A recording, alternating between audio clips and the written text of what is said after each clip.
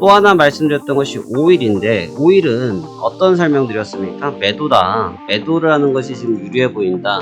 어떻게든 올라오는 족족대로 매도를 하는 게 유리해 보이다라 말씀을 드렸는데 다행히 그 흐름은 좀 명확하게 맞으면서 박스권은 깨졌죠. 확실히 추세가 좀 그려진 모습이고 5, 6, 7, 8, 9, 10 계속 하락으로 우하향이었어요. 그러니까 이게 조금 빠진 게 지금 정도의 충격을 줄 만한 내용이냐? 그냥 언론에서 워낙 부각이 되다 보니까 그게 반응을 하고 있다라고 보는 게 맞지, 또 재료가 없다 보니까, 이게 월초다 보니까 재료가 없는 구간이기 때문에 이게 민감하게 나타나는 거지, 이게 매매에 있어서 트레이딩에 있어서 아주 중요하고 결정적이진 않을 거라는 거죠.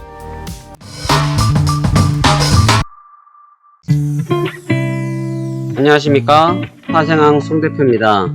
2023년도 10월 4일 현재 시간 19시 39분이 흘러가고 있습니다.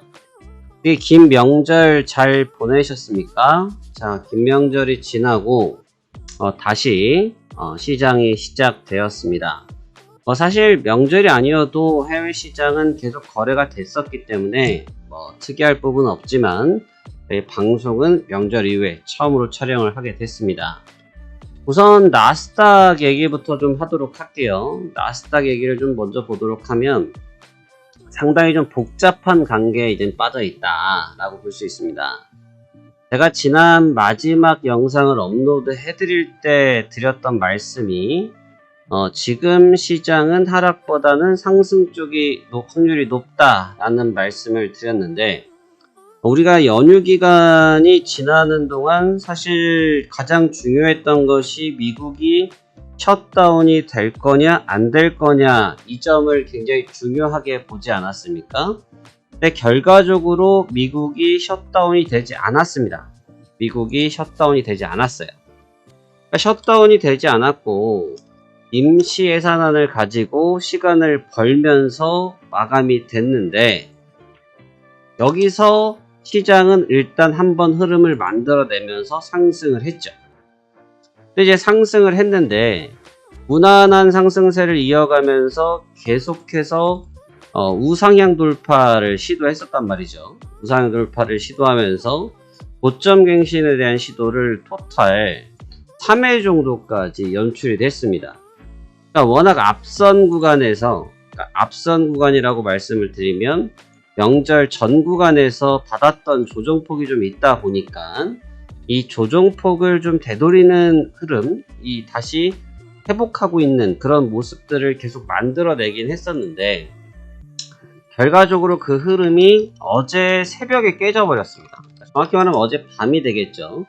어젯밤을 기점으로 해서 그 흐름이 깨지면서 분위기가 애매모호해져 버렸다. 이게 지금 현재까지 흘러갔던 상황입니다.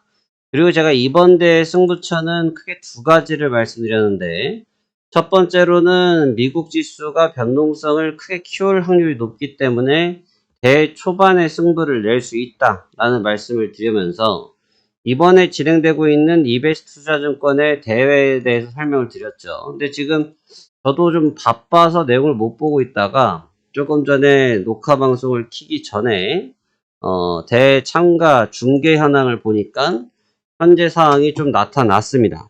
현재 상황이 좀 연출되면서 굉장히 이 대만 쪽 유안타들도 실력이 상당하네요. 상당하고 또 우리 쪽 시장에서도, 우리 쪽에 계신 투자분들께서도 빠르게 수익률을 끌어올리면서 승부를 내기 시작을 하셨습니다. 그래서 분위기는 나쁘지 않은 상태인데 아직은 좀 갭이 벌어져 있다는 점. 근데 이 측면이 아직은 다우지수나 나스닥 지수가 사실 하락을 하긴 했거든요. 하락을 하긴 했는데 엄밀하게 일봉상의 위치를 놓고 보시면 박스예요, 아직까지. 그러니까 이 대회 결판은 사실 이 박스가 깨지면서 많이 나타날 수 있다라고 생각을 하고 있고, 그렇기 때문에 이 박스권 흐름을 한번 체크해 볼 필요가 있습니다. 어떻게 방향성을 잡아갈지. 그리고 또 하나 말씀드렸던 것이 5일인데 5일은 어떤 설명드렸습니까? 매도다. 매도를 하는 것이 지금 유리해 보인다. 어떻게든 올라오는 족족대로 매도를 하는 게 유리해 보이다라 말씀을 드렸는데 다행히 그 흐름은 좀 명확하게 맞으면서 박스권은 깨졌죠. 확실히 추세가 좀 그려진 모습이고, 그러니까 지금 지수 쪽에서는 상승 쪽에 대한 부분을 말씀드렸는데 절반은 또 맞았고 절반은 틀렸습니다. 왜? 되돌아와 버렸으니까. 그리고 유가 쪽은 예상했던 대로 하락 쪽으로 굳혀지면서 고점 대비해서 조정폭을 좀 키우고 있는 상태이고, 하지만 유가도 일시적인 브레이킹 구간에 들어왔기 때문에 한번 변동성을 크게 받아준 직후이기 때문에 한번 멈출 확률이 좀 있다라고 보고 있고요. 그래서 지금 이번 대회는 지금 결국은 이제 나스닥, 통화 쪽 이런 쪽에서 승부를 많이 낼 것 같습니다. 유가는 어떻게 보면 순수한, 순진한 방향성을 내줬기 때문에 그 흐름대로 그대로 그냥 무난하게 따라가시면 될 부분이고, 뭐 오펙K가 오늘 기다리고 있긴 하지만 오펙 이런 내용이 굳이 없다고 할지라도 현재 유가 자체가 100불 이상 넘어가는 그런 환경이 나타난다고 할지라도 결국은 매도세 공격을 받을 수밖에 없는 그런 역사적인 사항들을 고려해 봤을 때 쉽게 안착하긴 어렵고 지금과 같은 조정 테스트를 계속 할 것이라고 판단하고 있습니다. 근데 지금 이제 나스닥 쪽인데 지금 이번 시장에서 굉장히 중요한 싸움이 돼버린 게 이제 달러와 그 다음에 채권 쪽에 대한 부분입니다. 달러와 채권 쪽에 대한 부분인데, 근데 이 측면은 제가 좀 여러분들한테 좀 스터디 아닌 스터디를 조금 같이 한번 하고 싶다, 이런 말씀을 좀 드리겠습니다. 그러니까 왜 이 부분에 대한 스터디가 좀 필요한지 같이 화면을 통해서 살펴보도록 하겠습니다. 이 화면을 놓고 살펴보시면 지금 자리에서 지금 달러 지수의 일봉 차트거든요. 일봉 차트인데 지금 7월부터 8월, 9월, 10월까지, 사실 이제 10월 들어온 거고 9월까지 달러가 계속 강했습니다. 달러가 계속 강했어요. 그러니까 이게 왜 강했냐라는 거, 사실 제가 경제학자가 아니고 경제 논리자가 아닙니다, 여러분. 저는 뭐 그런 거 잘 모릅니다. 그게 중요하다고 생각하지도 않기 때문에 그거를 중점적으로 말씀드리는 부분은 아닌데, 그래도 논리 정도는 이해를 하셨으면 좋겠었기 때문에 이 말씀을 드리는 거는데요. 이게 지금 7월달, 8월달, 9월달, 10월달까지 이어지는 이 랠리 부분이 사실 이 박스가 뚫렸다라는 측면 때문에 지금 시장이 좀 예민하게 구는 거거든요. 그리고 이제 그 언론 플레이가 조금 공격적으로 나오다 보니까 시장이 여기서도 상승이었고 여기서도 상승이었어요. 그럼 이때 시장이 과연 무조건 하락했느냐라고 반대로 물어보면 그렇지 않았다라는 거죠. 이때도 시장이 상승했을 때가 있습니다. 상승하고 있었고요. 근데 유독 이 구간에서 지금 고점 박스가 뚫리기 시작하면서 민감하게 반응하기 시작했고, 특히 지금 제일 많이 얘기가 오가고 있는 게 지금 미국의 10년물 국채 아니겠습니까? 10년물 장기 국채 부분인데, 이 부분인데, 이 저점을 지금 깨고 나가는 이 상황이 굉장히 예민하게 지금 반응을 하고 있는 거죠. 근데 보시면 이 추세를 한번, 우리가 추세선, 저는 추세선을 잘 안 그리는데 지금 다른 분들 보면 이렇게 추세선들을 많이 그리시는데, 추세선 봐보시면 5, 6, 7, 8, 9, 10 계속 하락 우하향이었어요. 그러니까 이게 조금 빠진 게 지금 정도의 충격을 줄 만한 내용이냐? 그냥 언론에서 워낙 부각이 되다 보니까 그게 반응을 하고 있다라고 보는 게 맞지, 또 재료가 없다 보니까, 이게 월초다 보니까 재료가 없는 구간이기 때문에 이게 민감하게 나타나는 거지, 이게 매매에 있어서, 트레이딩에 있어서 아주 중요하고 결정적이진 않을 거라는 거죠.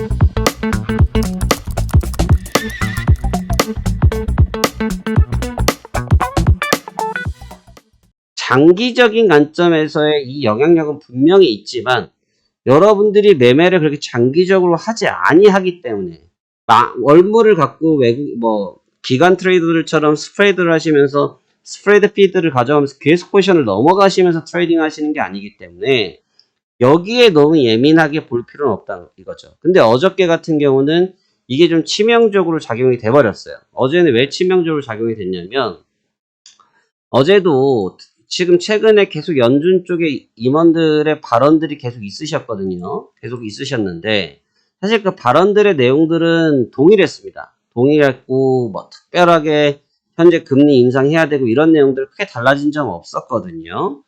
근데 이제 문제가 됐던 게 뭐냐면 어저께 밤 11시에 미국 쪽에서 구인 인원의 경제지표 8월 물가가 발표가 됐습니다. 근데 이 쫄트가 발표가 되면서 이게 예상치를 크게 상회를 하면서 지금 구인 인원, 쉽게 말하면 구인한 사람이 많다라는 얘기겠죠. 이 측면이 부각이 되면서 금리까지 이제 연사석을 맞아버리고 거기에 장중에 무슨 일이 있었냐면 어젯밤에 일본 중앙은행에서 개입을 하면서 달러를 건드려 버리면서 변동성이 크게 발생이 돼 버렸습니다. 그러니까 이 현상이 같이 동시다발적으로 나타나다 보니까 충격을 좀 많이 받아버렸죠. 그래서 어제 시장이 사실 급락했던 가장 본질적인 원인이 뭐냐라고 보면 어제 그 환율을 자극했던 요 부분인데 이 자극했던 요 부분 때문에 안 그래도 불안정했던 상황에서 시세는 빠지고 있었지.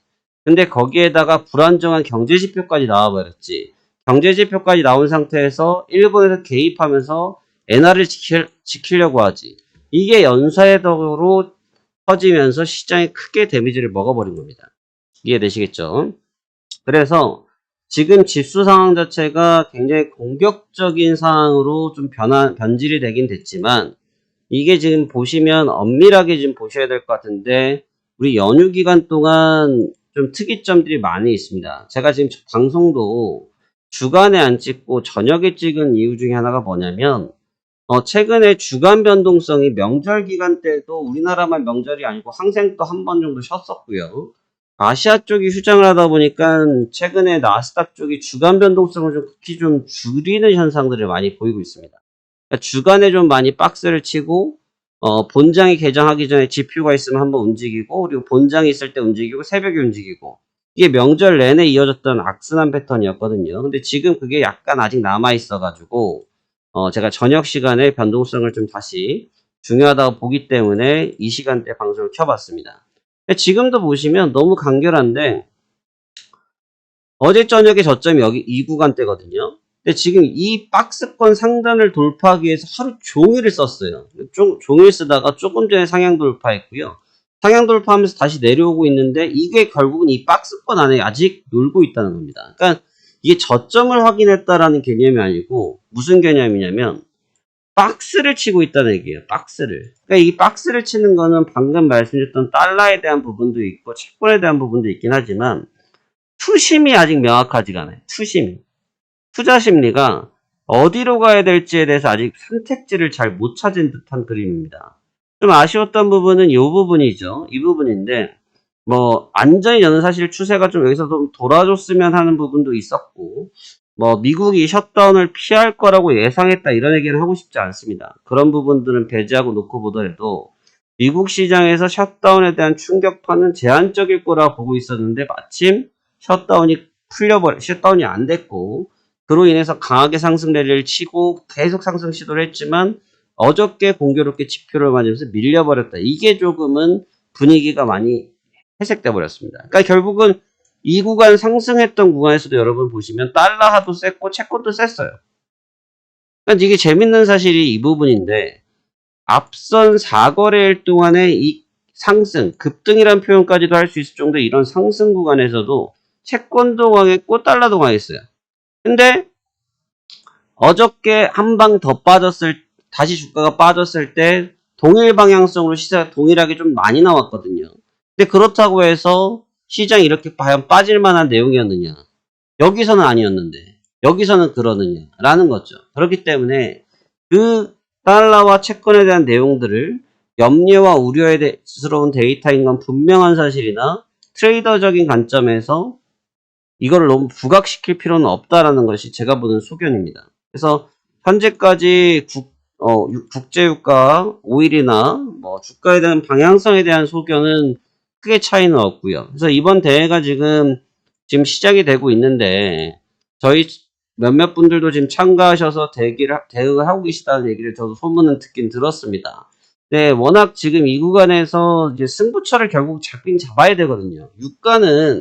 유가는 좀 변동성이 크긴 크지만 단발적인 경향이 좀 있고 결국은 승부수를 내려고 하면 지수나 유로화나 이쪽에서 승부수를 내야 되는데 지금 첫 번째 라운드가 지금 초반에서 지금 이미 어느 정도 대중계에서 보면 승부가 좀 많이 갭이 좀 발생되기 시작했죠. 뭐 굉장히 잘하시는 분들 같으신데 지금 갭이 많이 발생되고 있다. 그러니까 지금 여기에서 제가 그때도 말씀드렸다시피 거대 자본을 가지고 이게 투자금에 어느 정도 제한을 두고 운영하고 있는 것이 아니기 때문에 어쩔 수 없이 수익 금액에 대한 부분에서 차이가 나는 건 어쩔 수가 없을 수도 있어요. 하지만 적중률이라든지 승률이라든지 이런 부분에서는 여러분들이 잡아올 수 있는 그런 요소가 굉장히 많이 있거든요. 왜냐하면 지금 제가 계속 그 흐름에 대한 부분에 대해서 언급을 드리고 있는 게 뭐냐면 본인의 매매 스타일을 바꿔서 급진적으로 수익을 늘리는 전략을 쓰실 수도 있지만 지금 시장이 굉장히 닫혀있는 박스권이 성향이 강하거든요. 닫혀져 있는 이런 박스권 상태에서 어설프게 잘못 대응하다가 밴드가 완전히 뚫려버렸을 때는 대처하기가 어려울 수가 있기 때문에 적중률이라든지 승률 면에서는 아마 승부를 볼 수도 있다라고 저는 생각이 듭니다. 그래서 저희 쪽도 지금 뭐 승률 쪽이나 적중률 쪽에 아마 참여하고 계신 분들이 있다고 들었는데 잘하고 끝까지 잘하시길 바라면서 이번 대회가 잘 진행되고 있는 것 같습니다. 참여자들도 굉장히 많으신 것 같고요. 지금 이런 마지막에 지금 손실